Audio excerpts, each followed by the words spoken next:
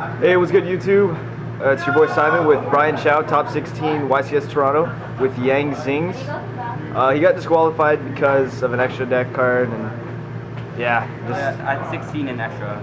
Yeah, and it was just there's sticky sleeves and it stuck together, and it was Yazi, so like no one plays double Yazi, so it didn't even matter. But yeah, let's get to the deck. Okay. So first, just generic monsters. Ghost Ogre, Snow Veiler, both searchable by Chaofeng. When Chaofeng's destroyed, searches any tuner. So just basically searchable outs, searchable defense, and then like BLS. BLS just like Spicy drops. tech. It's just such a powerful card. It's okay if I draw it badly, like if I open BLS and I don't have Lights or Darks, because everything's searchable, right? Like I just search Chiwin and Chaotu and get in the grave, and like I play Veiler, Ghost Ogre. Most of the extra deck cards are light and dark. Just makes this card so much better. True that. Pendulums, 2 6s. I really recommend this because it actually lets you do combos and like gets rid of boards if they can't activate backrow. And then this, I actually don't like this card. I'm really only playing it because of Tower's Turbo, because with this there's a combo where you can shuffle back both their scales and then drop Star Eater with one other monster on board. True. That's the only reason I'm playing that. True that. Then the one-ofs. You generally don't want to draw these, especially this, or the pendulums, but drawing is alright. Like drawing this one. It just has very little utility. The low level makes it bad. I was thinking about siding this. What really makes it is that it's good for certain matches like Yosenju's Ritual Beast, because it just has the wind type and it just makes Chaofeng better. True that. Tao Tao is really good. It's an out to Winda, which I really like. I just need to draw any monster and it gets rid of Winda. It lets you lock out Burning Abyss, because standard play is like Jiaotu into Chaofeng with Water and Dark, and it's really hard for them to get over. True. 3 Chiwins. It's amazing against Shaddolls. It's amazing against Shaddolls, amazing against decks with low back row, because it essentially gives you a small +1 even if it leaves the field. It gets banished. Like you just get a free tuner, which is nice. It's really good. And also, if you open Jiaotu Bixi Chiwin against Necros, like that was my top 32 play. I made a Chaofeng. If you have Chiwin and Bixi in grave, and you start the Jiaotu combo, you can make a Chaofeng that stops lights, waters, and earths, which is really important. Hey, didn't you have a play in like round 9 where you went Jiaotu, discard this, and went Baxia and had a Tresh for his turn? Yeah, that's also a really good play. That's just drawing Chiwin. Chiwin plus Jiaotu, right? Yeah. That's so dirty. 3 Bixi, really good, trap immune. You also want to draw this because if you draw these 3, then it's so much better than drawing any 3 others, because it raises the ceiling and it has really good plays if you have this in grave. True that. And also against Stellar Knights, if they don't have warning, this pretty much signals the end of the game. Okay. 3 Jiaotus. Opening Jiaotu is amazing, especially against decks like Burning Mist and Necros. You can make Chaofeng, just lock them out of the game if you open it. 2 Beyond. Most people want to max out on the guys with attack, just because running out of guys in attack in your decks is really bad, but it's just pretty bad to draw into it, as you can't crash it to search Jiaotu against decks like Tellers. True that. And like, I just don't find it very useful in the deck. Earth Attribute is bad, as I already have all the pendulums. True that. 3 Suwanis, 3 standard. It just has the most attack, and it's a level 4, which is good. 4 is definitely the best level for this deck. True. 3 Yangzing Path gives you a +1, and like it makes sure that you don't run out of resources and lose because of that.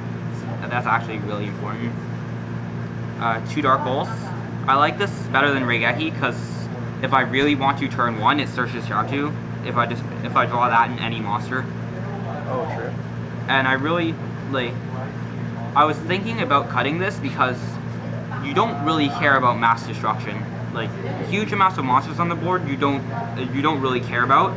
It's just that it triggers your guys and you get a search off of it. True. And it's also out to vanities and such. which is nice. 2 anti-magic arrows. Whoa. So what do those do? So it's a card from Duelist Pack Battle City. What it does at the start of battle phase, I can activate it, and for the rest of the turn, it's Cold Wave. Spells and traps cannot be activated. And the best part is they can't respond to it. So when you enter battle phase, you activate this. Stellar players and a lot of BA players just lose.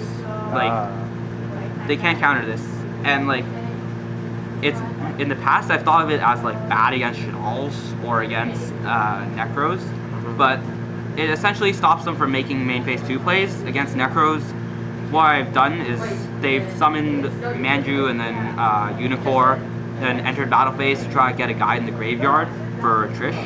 And then at the start, I just play arrows so that they can't Trish me main phase 2. What, you've used this in the battle phase? I mean, during your opponent's battle phase? Yeah. Oh, that's so sick. That's amazing. Yeah, and against Shadals, you can turn off their L Fusion, and if you Synchro during their battle phase, they can't Shadal Fusion main phase 2, which is really important. True that. Soul Charge, this card's really good. Just wins for free if you open Jiaotu Soul Charge. Just like opening Lone Fire Soul Charge, it's just insane. Yeah. Mind Control makes Shadal matchups better, gives you more levels. This won me a lot of games against Klee as well, for like if they just have disc or just 6 on board, that can take it. Also really good against and a bunch of rogue matchups like heroes. You can take their Dark Claw and Synchro with it. True that. And backrow, 2 Fiendish. Well, let's just put all the effect negation together. 2 Fiendish, 2 Breakthrough, lose a turn skill drain, and the Veiler. Like, the main amount of backrow you want is an effect negation because you really don't care about boards. You can like let them attack you. Yeah. Maybe you want to destroy stuff if it's like blocking floodgates, like Majesty's Vanities. But most of these deal with it anyways, besides lose turn. I really didn't like lose turn just because of the activation condition, but it still wins games, and it's another version of skill drain. It's less powerful, but that's how it was designed to be. True. Breakthrough skills, Fiendish Chains. Fiendish Chain is an attack negator, which I didn't feel was necessary, but the thing I liked about Fiendish Chain was that it's just that it lasts forever. Yeah. So against Necros, if they Valk and I Fiendish Chain them, then they're not plussing every turn afterwards, like if I break through or Veiler them. It just stays there forever. True that. 3 Yang Zing creations. Staple. Once again, it's just free plus. Like, it makes Star Knight matchup better, makes Necro's matchup better, makes Shadal matchup better. Just makes it a lot better. Yeah. Torrential, Staple, it just triggers your guys, Yeah. stops floodgate monsters, and then Warning. It's just really good against Denko and against like power plays. Yeah. All right. So on to the extra deck or side deck. Extra deck. All right. So on to the extra deck. Okay. So just all the utilities. I don't play Goyo Oh, can you tell us because That's really over. you're not gonna. Oh, sorry. Yeah, it's You're all not gonna use monsters. You're not gonna use their monsters much, and 6 isn't. I would play Metaphys Horus over it just because it's a strong play if you change their mirror and they don't have a Unicorn on board. Yeah. Like if you leave the Froxy and Beyond on board, you can make a play with Metaphys Horus that steals their Trish and negates it. That's nasty. But you have to respond to mirror, and if they drop something, and if they have another monster, then it. What Metaphys Horus's effect is basically it's a one-sided creature swap. If you use a pendulum, it forces them to give you a monster. So if they have anything else, or if they have a Unicorn, it's even worse. But if they have anything else, they can just give that to you, and they still have their Trish. But it also acts as a breakthrough if you use a effect monster. Oh, okay. So that makes it better. So Herald, what I really like to do is during a lot of the rounds, I played with my extra deck face up, Herald on the top, and everyone thought I was playing Necros. The Joe which is helpful. Vessia. I really got the idea from like Cleefort players who made me think they were playing Shadals a long time ago. Yeah. And then Armades is good, it's rank 5.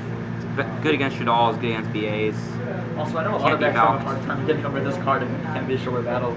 Yeah, Oh my goodness, that's huge. because I can make yeah. it with Beyond. So it's a lot better if I do that. True that. 7s, just generics. I don't like Moonlight Rose just because I feel like it's a bad version of Clear Wing. Okay.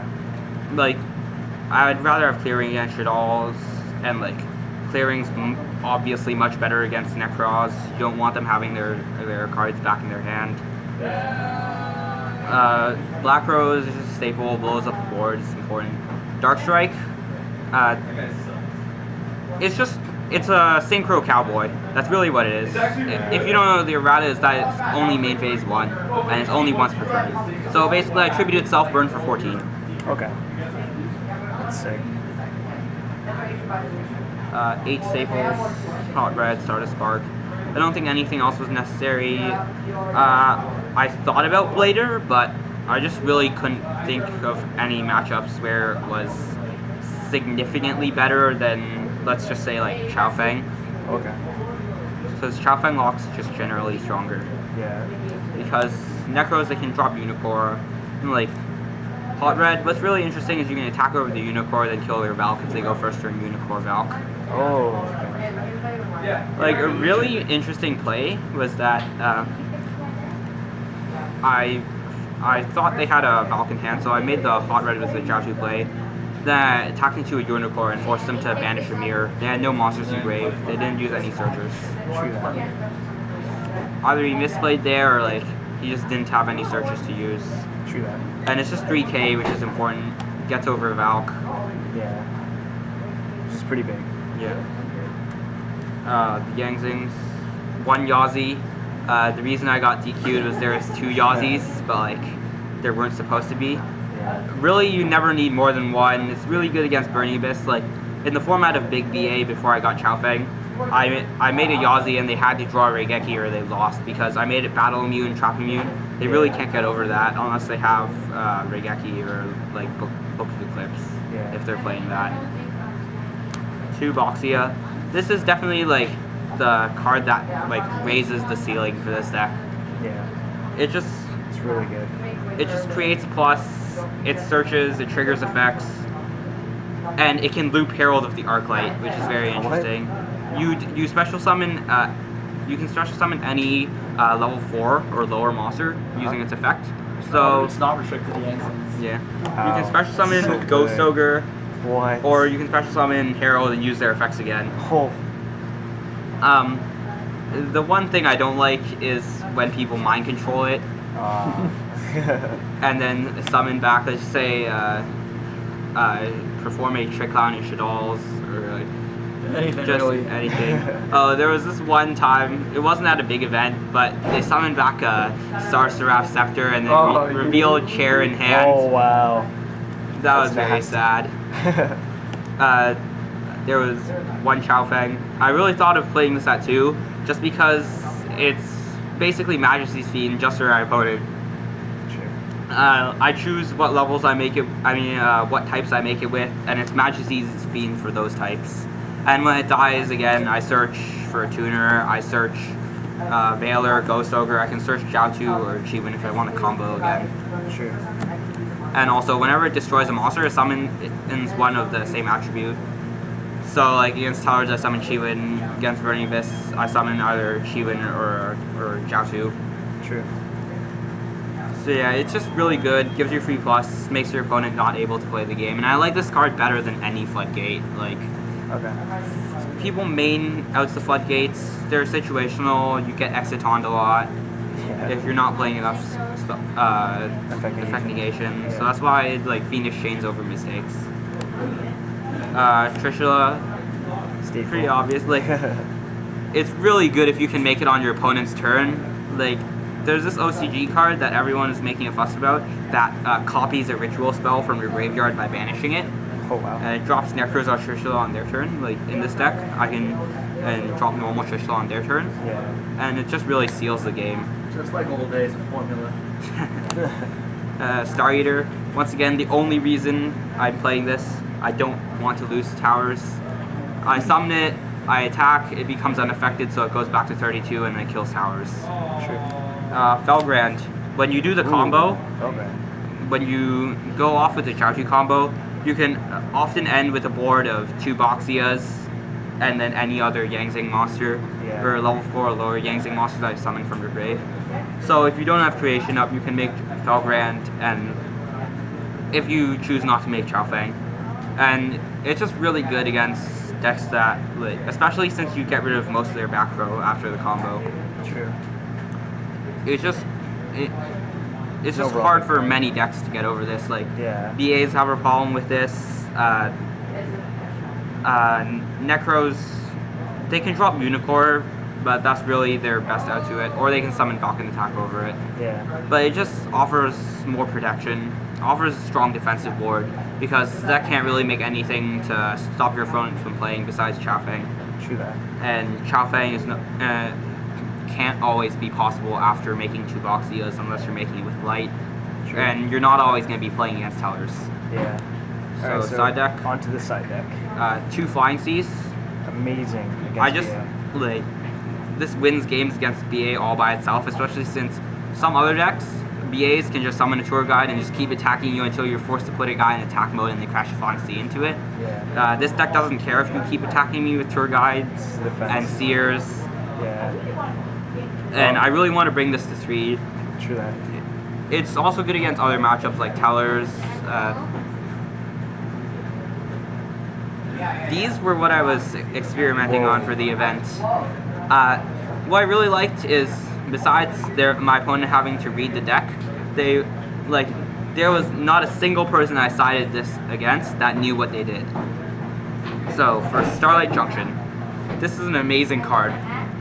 If I Synchro summon on my opponent's turn, I get to shuffle back a card on their field. I get to target 1 card, and it just gets shuffled back.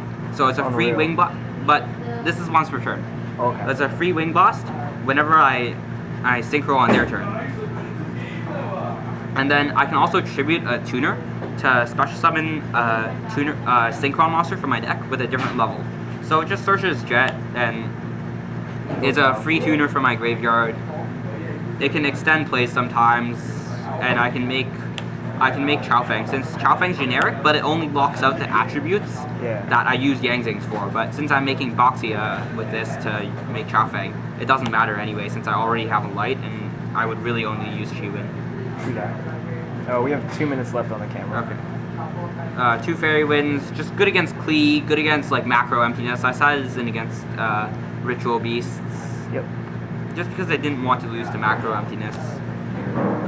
Iron Walls, once again, I don't like macro emptiness, macro D-Fisher emptiness. Yeah. Well, this doesn't really hurt emptiness, but like, I don't like macro D-Fisher, I don't like stuff that banishes, I don't like Trish. Good against Necros. Dark Law. Yeah. 2 Shadow Mirrors, helps against BA, really helps against Shaddolls. Helps slightly against Heroes. Mistakes. It's just like all the floodgates were in the side deck. Just because main decking floodgates is not the way to go. You draw them to dead against some matchups.